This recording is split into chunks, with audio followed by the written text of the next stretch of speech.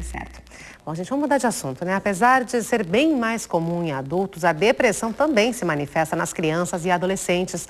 Os sintomas vão desde o isolamento, baixo rendimento escolar, baixa estima, insônia, até mesmo o uso de drogas. Mas como identificar o problema, os primeiros sintomas e mais, quais as formas de tratamento? Esse é o tema de hoje do quadro Educar Nossos Filhos e Agora, uma parceria da TV Com os colégios maristas. E aqui conosco, a pediatra e presidente do Comitê Científico sobre Adolescência da Sociedade de Pediatria, Lilian Day Hagel. Doutora Lilian, estava com pediatra na cabeça, acabei me perdendo aqui, porque vamos explicar para o nosso telespectador essa especialidade tão importante que muita gente não conhece, né? É isso. Então, a pediatria, que é a minha especialidade, eu sou presidente do Comitê Gaúcho de Adolescência da Sociedade de Pediatria, é uma especialidade da pediatria, né? Então, é aquele profissional de saúde que atende o adolescente, que é aquele indivíduo que está entre 10 e 19 anos de idade. Das mudanças, né? Que está passando da infância para a idade adulta. E essa época, que é uma época de tantos hormônios, de tantas mudanças, né? De ver a si mesmo de uma maneira diferente. É uma época onde acontece muito a possibilidade da depressão? Isso, na realidade, assim, as questões dessas modificações físicas, né? São modificações sociais, são modificações emocionais, elas geram várias modificações ou vários, digamos, emoções, né? E essas emoções a gente vê que são emoções internas que com a parte da educação, da saúde, aonde se vive, pode gerar alguns conflitos, né? E esses conflitos podem evoluir para alguma doença mental. Então, o nosso objetivo é, mais precocemente, né, detectar as dificuldades nessa faixa etária para poder fazer os encaminhamentos adequados. Agora, o pai, a mãe, o professor, como é que eles vão conseguir diferenciar aquele momento, que é um momento no qual o pré-adolescente fica mais fechado, fica mais se descobrindo, né? Fica formando a sua personalidade e aí tirando a do pai e da mãe de perto dele, e isso versus a depressão mesmo, porque às vezes esses dois momentos podem ser muito parecidos, não? Porque uma coisa é tu estar triste, uma coisa é tu estar ansioso, né? Outra coisa é ter a doença. Então, a depressão é um transtorno mental, né? A grande parte dos adolescentes e das crianças vai ter sintomas, né, de tristeza, até momentos de depressão, né? Mas isso naturalmente faz parte da vida, né? A gente mesmo tem momentos. Esse acidente, por exemplo, que aconteceu no shopping, essa situação pode gerar conflito, pode gerar medo. Quem estava lá, viu a correria, viu os tiros, pode ficar preocupado. Então, assim, o que vai fazer com que tu vai tomar uma determinada conduta vai depender de várias coisas, né? Uma das coisas que a gente sabe, depressão tem um componente familiar importante. Então, é uma doença que tem um componente familiar importante. Genético, né?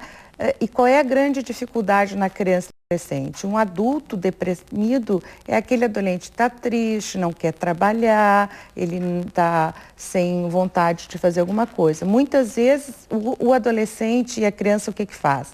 É aquele que não para quieto. Aquele que não fica quieto, e aí a professora pode identificar, mas que coisa engraçada, esse menino está muito agitado.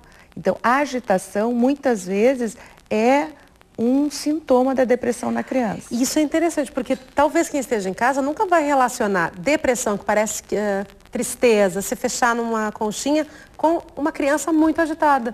Por que ela vai ficar agitada estando deprimida, doutora? Eu sou parte clínica, né? Claro. Então, assim, a depressão do ponto de vista, o que o médico clínico, ou a mãe, ou o pai, ou o professor, né, pode avaliar? Aquele comportamento alterado para aquele indivíduo. Porque normalmente o que a gente vai comparar? O indivíduo, o adolescente, com ele mesmo, né? Esta digamos, a forma mais adequada de fazer uma avaliação. Por quê? Porque se tu vai comparar muitas vezes, né, indivíduos da mesma faixa etária, em adolescentes, por exemplo, de 12 anos, nós vamos ter mundos diferentes. Temos 10 adolescentes de 12 anos, 10 guris e 10 meninas com 12 anos, nós vamos ter uma população completamente diferente. Então, aí está um ponto importante, né? Não comparar entre amigos, né? Não comparar entre a mesma faixa etária. Tem que comparar consigo mesmo.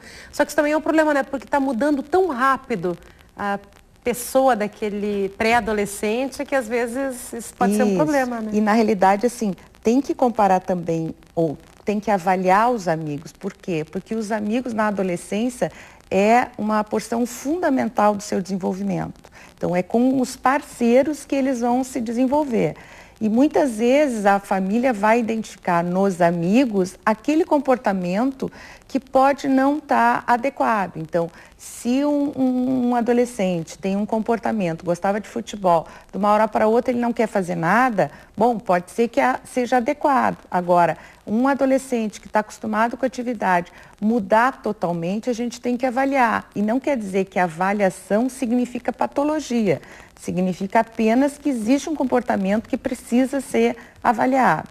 E o pediatra e o ebiatra parte desta premissa de que acompanhar o peso, por exemplo, aquela criança que engordou muito, aquela criança que perdeu peso, aquela criança que mudou os hábitos de sono, alteração do sono, não dorme ou dorme muito. Então, esse padrão de excesso ou falta é que no desenvolvimento para nós é fundamental. Agora, medicamentos, né? Medicação, ela é usada em crianças e adolescentes no caso da depressão? Exatamente. Cada vez mais a gente tem, para alguns casos de depressão, que é uma deficiência bioquímica, ou seja, não é do cérebro, né? É na química do corpo. Então, precisa, inteiro, naquele local do cérebro, que existe esta falta de uma certa substância, né? E muitas vezes esta doença só vai melhorar com medicação. Então, apesar de todo o processo, a família dá todo o apoio, a escola dá apoio, mas ela precisa de uma medicação para poder sair. Bom, doutora Aline Haga, muito obrigada pela sua presença. Importante essas informações que a senhora nos trouxe aqui.